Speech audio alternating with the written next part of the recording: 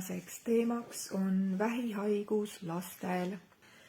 Lapsed kuni 12-aastaseni on väga tugevalt vanemate energia väljas ja mõjutatud vanemate käitumismustritest ja sellest, mis toimub koduseinte vahel ja mõjutatud vanemate stressidest. Ehk siis lapsed kuni 12-aastaseni on nagu väiksed käsnad, nad on nagu svammid ja nad võtavad kõik selle, mis toimub vanemate vahel enda sisse.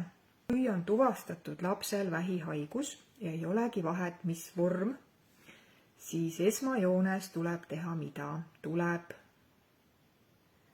vaadata vanematele otsa, et mis on seal läinud valesti.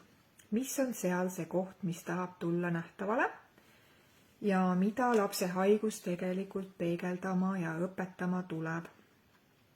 Sest laste haigus, vähihaigus näiteks, räägime siis praegu sellest, on alati millegi tagajärg ja millegi tulem, ehk see on sümptom.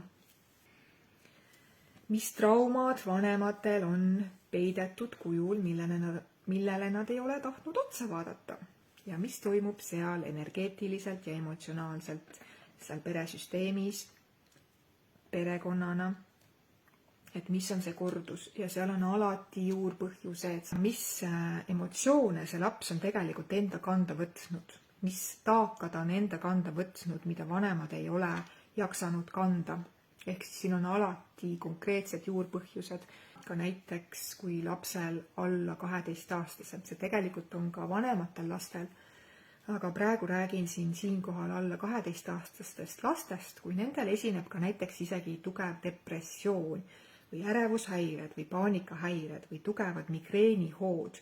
Need on alati seotud vanematega, mis on tema lapsepõlves toimunud ja mis on need kohad, mis ta ei ole tegelikult saanud emotsionaalselt läbi elada ja kogeda enda kehas, mis on jäänud tema kehasse kinni.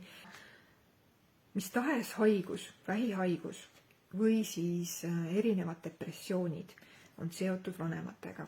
Tänapäeva lapsed on hoopis teise energeetikaga, kui olime meie omal ajal või olid meie vanemad, siis nemad on palju kordi rohkem tundlikumad ja nad tegelikult tajuvad ja näevad väga hästi, mis ümberringi toimub, et kui mis tahes mingisugune situatsioon on näiteks vanematele väga raske kanda, siis nad tulevad justkui vanemaid päästma ja võtavad osa sellest endale, osakese sellest enda kanda. Ega laste haigused ei ole mitte midagi müstilist ja vähihaigus lastel ei ole mitte midagi erakordset või harukordset, seal on omad kindlad dünaamikad, miks see välja lööb.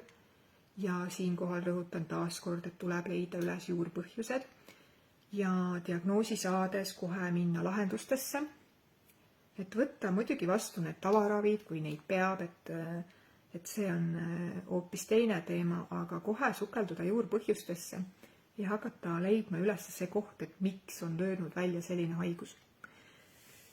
Ja aru saada, kus see tuleb ja võimalikult kiiresti siis minna tervenemisesse ja läbi vanemate.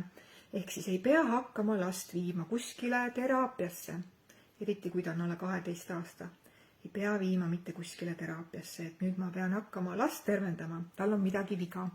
Lapsel ei ole tegelikult midagi viga, tema on juba see sümptom, ta on tulem, ta on tagajärg. Aga mis tagajärjele eelnes, on see juurmuster, ehk siis see tuleb üles leida ja seda saab leida vanemate kaudu. Imeline sümptomite tuvastaja on ka konstellatsiooni meetod, kuhu ei pea last viima, saab minna ainult vanem üksinda ja samamoodi saab siis neid mustreid tuvastada tegelikult ka läbi lapse, läbi eravestluse, kus ei pea olema last. Mis kordust see laps tahab näidata suguvõsas perekonnas, mis teemasid ta tegelikult tahab tuua nähtavale